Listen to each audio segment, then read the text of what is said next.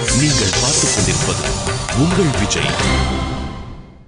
மறைப்பார்க்கடலை திருநாவின் மந்திரத்தால் கடைந்து துறைப்பார் படுத்தித் தமிழ் ஆயிரத்தின் சுவை அமிர்தம் கரை பாம்பனை பள்ளியான் அன்பரீட்டங் கழித்தருந்த நிறைப்பான் கடலன்றி சென்மவிடாய்க்கு நிழலில்லையே.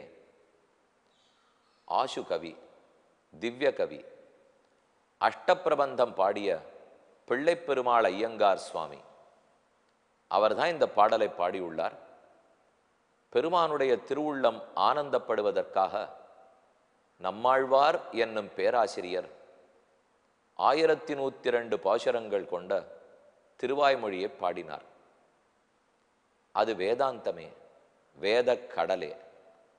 பகவான் கடலை கடைந்த அமுதத்தை எடுத்து கொடுத்தார்.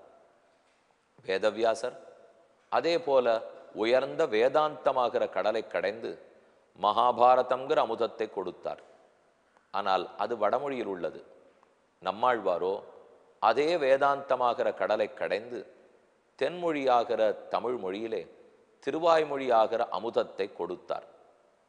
நாம் இப்ப நம்மாழ்வாருடைய திருவாய்மொழி அமுதத்தில் 6ஆம் பத்தில் 3வது திருவாய்மொழியில் ஒப்பிலாத பெருமான் ஒப்பிலி அப்பத் திருமால், திருவிண்ணகர் அப்பன், ஒப்பிலி அப்பன், உப்பிலி அப்பன் சந்நிதின்னு பிரசித்தமா சொல்றோம். அந்த ஒப்பிலாத அப்பனான பெருமானை பற்றி ஒரு பாசுரத்தில் கூறுகிறார். நல்குரவும் செல்வம் நரகம் சுவர்க்கமும் வெல்பகையும் நட்பும் விடமும் அமுதமுமாய் பல்வகையும் பரந்த பெருமான்னு ஆழ்வாருடைய பாசுரம். அவர் சொல்றது, பகவானுக்கு இருமருங்கிலும் பார்த்தால் ஓர் பக்கம் வெற்றி, மற்றொரு பக்கம் தோல்வி. ஒரு பக்கம் அமுதம், ஒரு பக்கத்தில் விஷம். ஒரு பக்கத்தில் நட்பு, மற்றொரு பக்கத்தில் பகை. எல்லாமே முரண்பாடு உடையவை, ஒன்னொன்னும் நேர் எதிராக இருக்கக்கூடியவை. ஆனா இது அத்தனை பெருமான் தன்னோட சேர்த்து வைத்து கொண்டிருக்கிறார். அமுதத்துக்கு ஒரு சிறப்புண்டு, விஷத்துக்கு ஒரு சிறப்புண்டு, ஆணுக்கு ஒரு சிறப்புண்டு, பெண்ணுக்கு ஒரு சிறப்புண்டு. இதிலே யாரார அடிக்கடி பார்த்து கொண்டிருக்க வேண்டும் இன்னொரு பட்டியல் கொடுக்கிறார். இப்போ என்னன்னாரே ரொம்ப ஜாக்கிரதையா அடிக்கடி பார்த்து கொண்டே இருக்க வேண்டும். அது மாட்டுக்கு இருக்கட்டும் என்று நினைச்சிடக்கூடாது. அனாதரவு காட்டினால் இவர்கள் யாரும் இன்பப்பட மாட்டார்கள். ஆதரவோடு இருக்கணும். எப்போதும் பார்த்து கொண்டே இருந்தால் அப்ப இதெல்லாம் நன்னா இருக்கும் என்று 2ஆ பிரிச்சு சொல்றார். இதை கேட்கச்சே முதல்ல உங்களுக்கு அதிர்ச்சி ஏற்பட போகிறது. எங்கிட்ட கோவிச்சுக்க கூடாது. ஆனா ஏன்னா இதுக்கு இருக்க உண்மை தெரிஞ்ச பிற்பாடுதான் எதனால கோவிச்சுக்க கூடாது, நாம ஏன் தப்பா கோவிச்சுனுட்டோம் அப்படிங்கிறத நீங்கள் புரிந்து கொள்ள போகிறீர்கள். சொல்ற ஸ்லோகத்தை வாசிக்கிறேன்.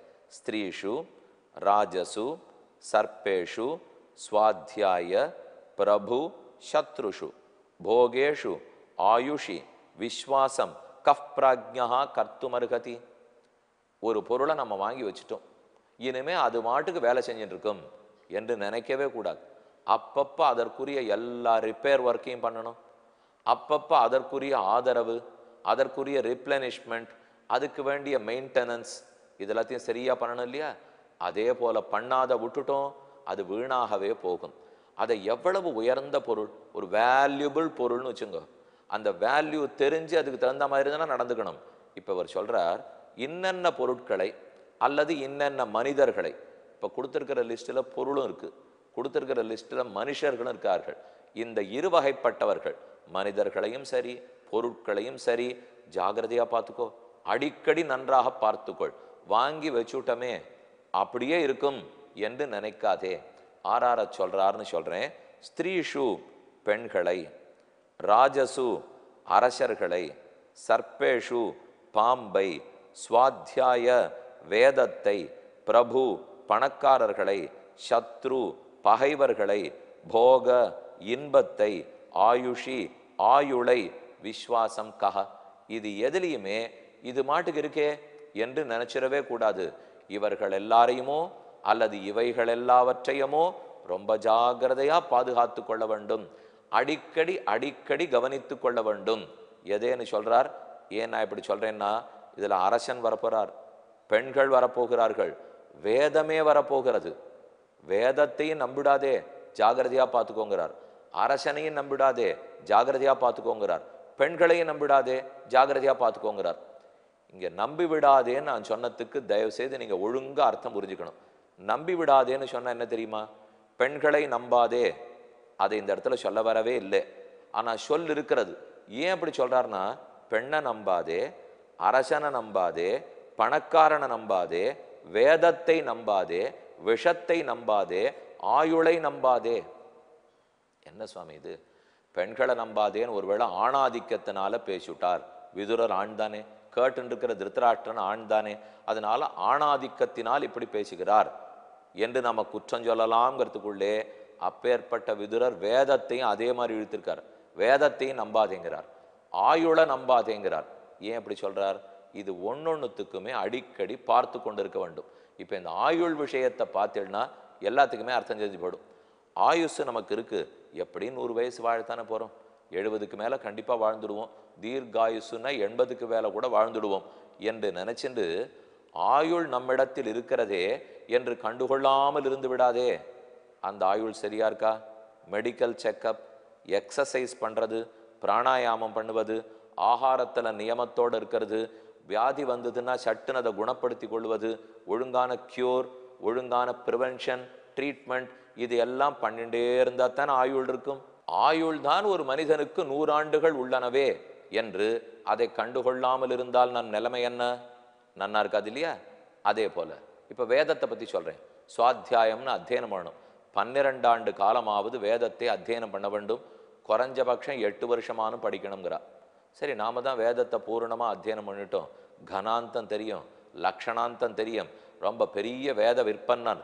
நாம பெருத்த மடாதிபதிகளிடத்துல போய் ஷால்வை போத்திண்டு தங்கத்துல தோடா போட்டு இதோ த்விவேதி திரிவேதி இவெல்லாம் எப்பேற்பட்ட வேதம் அறிந்தவா அப்படின்னு சர்டிஃபிகேட்லாம் வாங்கிட்டு வந்துட்டோம்.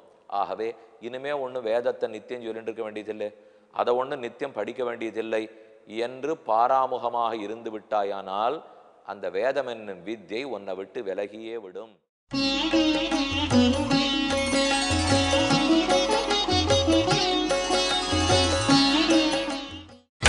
நீங்கள் பார்த்துக் கொண்டிருப்பது உங்கள் விஜய்.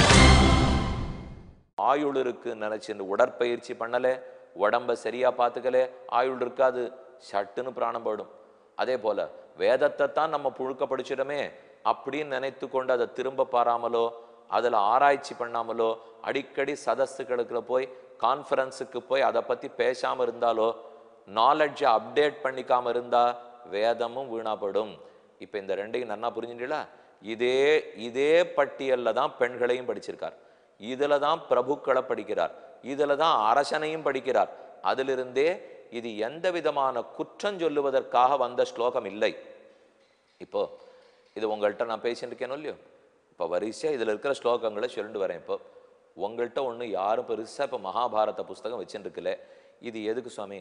கான்ட்ரவர்சியல் சப்ஜெக்டாக இருக்குது, பெண்களை பற்றி நம்பாதேன்னு சொல்லியிருக்கார், ஆக பேசினாலே ஆபத்து வந்துட போகிறது, தாராளமாக நான் இந்த ஸ்லோகத்தை ஸ்கிப் பண்ணிவிட்டு அடுத்த ஸ்லோகத்தின் பொருளை சொல்லியிருந்தால் நீங்கள் யாரும் கம்ப்ளைண்ட் பண்ணியிருக்க போகிறதில்லை. உங்களுக்கு ரொம்ப பேருக்கு அது தெரிஞ்சிருக்க வந்திருக்கவும் போகிறதில்லை.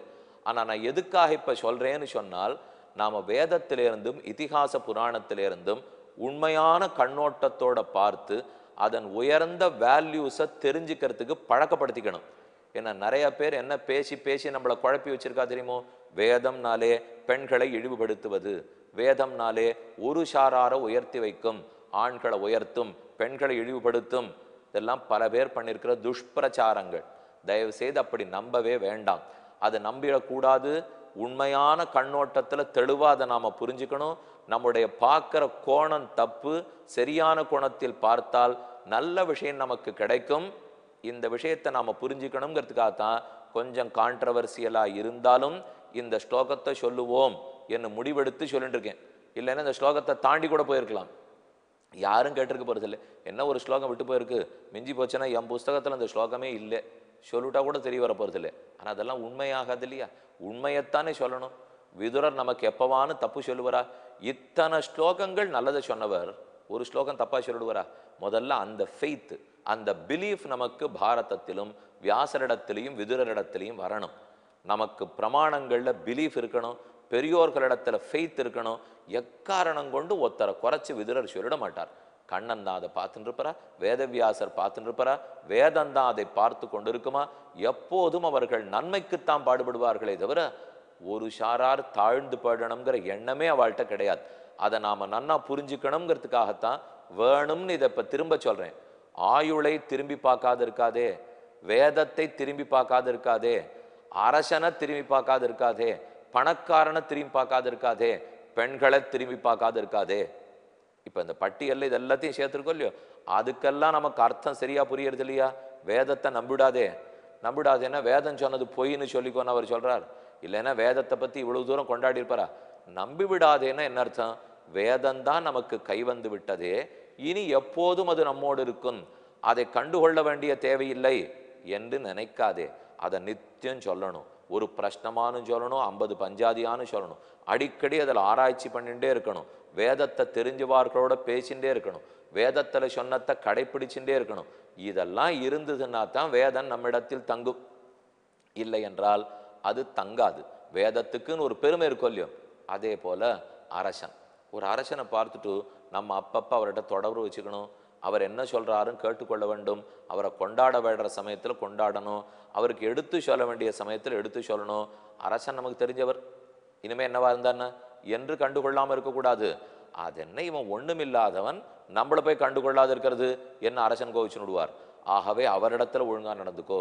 பிரபுக்கள், பணக்காரர்கள், அவர்களையும் எப்ப பணம் இருக்கிறவரோ அப்பப்ப போய் போய் நன்றி சொல்லிண்டே இருக்கணும்.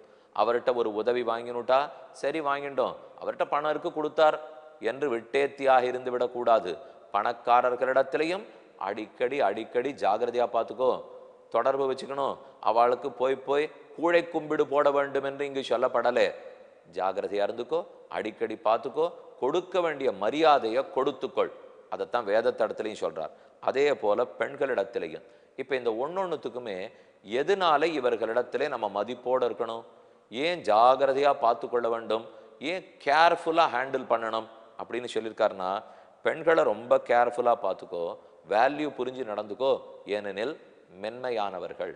ஒரு பொருள் மென்மையானதா இருந்தா ஹேண்டில் வித் கேர். அதை எவ்வளவு தூரம் கேர்ஃபுல்லா பார்த்துக்கணும். இது பொருள் அல்ல, ஒரு மனிதன். அந்த மனிதன் இப்போ மனுஷி சரீரத்தை எடுத்துக்கொண்டிருக்கிறார். அந்த ஆத்மா ஒரு பெண் தேகத்தை எடுத்துட்டு இருக்கார். மென்மையான சுபாவம், அன்பிலேயே தோய்ந்திருக்கும் அவர்கள். அப்படி இருக்கிறச்சே அவளை எவ்வளவு ஜாகிரதையா பார்த்து கொள்ள வேண்டும். இதனாலதான் பர்த்தான்னு சொல்றார்கள். பாரியா பர்த்தான்னு சொல்றோம், பத்னி பத்தின்னு சொல்றோம். இந்த சொல்லுக்கெல்லாம் பொருள் என்ன தெரியுமா? யாரொருத்தன் பாரியையாகிற பெண்ணை தாங்குகிறானோ, யாரொருத்தர் தாங்கு தாங்குன்னு தாங்குறாரோ, தாங்குபவர் தான் பர்த்தா, தாங்கப்படுபவள் தான் பெண் பாரியை.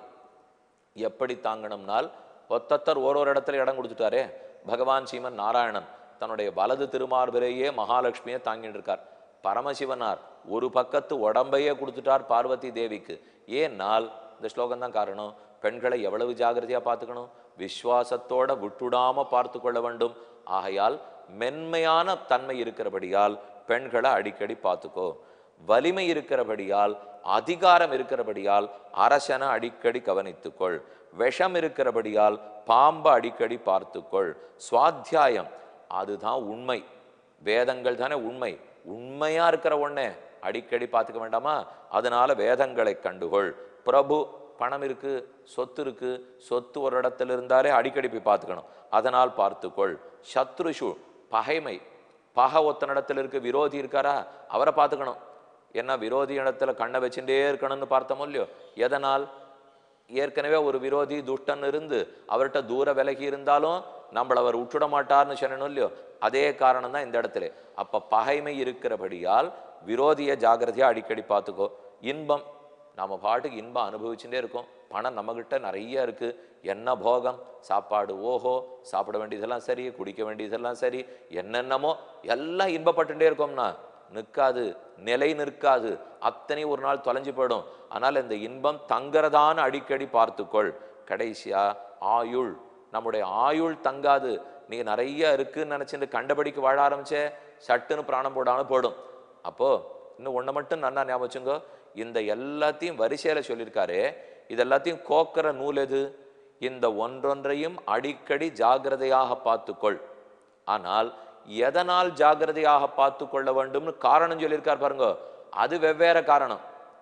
ஏன்னா இப்ப எந்த இடத்துல நமக்கு தப்பா புரிஞ்சு விடுவோம்னா, ஓ இவர் பாம்பையும் அடிக்கடி பார்த்துக்கோங்கிறார், பெண்களையும் அடிக்கடி பார்த்துக்கோங்கிறார், வேதத்தையும் அடிக்கடி பார்த்துக்க சொல்லியிருக்கார், பாத்திரா எவ்வளவு மோசமா பேசுறா என்ன நினைச்சிடக்கூடாது. பாம்பு அடிக்கடி பார்த்து கொள்ளுங்கோள்ங்கிறது தான் இதுக்கு ஆதாரம். எதனால் அடிக்கடி பார்த்து கொள்ள வேண்டும் அது வெவ்வேறு, அதை குழப்பிடக்கூடாது. பெண்களை அடிக்கடி பார்த்துக்க வேண்டியது மென்மைங்கிறதுனாலே, வேதத்தை அடிக்கடி பார்த்துக்க வேண்டியது உண்மைங்கிறதுனாலே, பாம்பு அடிக்கடி விஷம்ங்கிறதுனாலே, விரோதி அடிக்கடி பகைங்கிறதுனாலே, ஆயுள அடிக்கடி மின்னலை போன்றே நிலையற்றதுங்கிறதுனாலே, இப்படி ஒன்னொன்னுனால இதை ஜாகிரதையா பார்த்து கொள்ள வேண்டும் என்று சொல்றார்.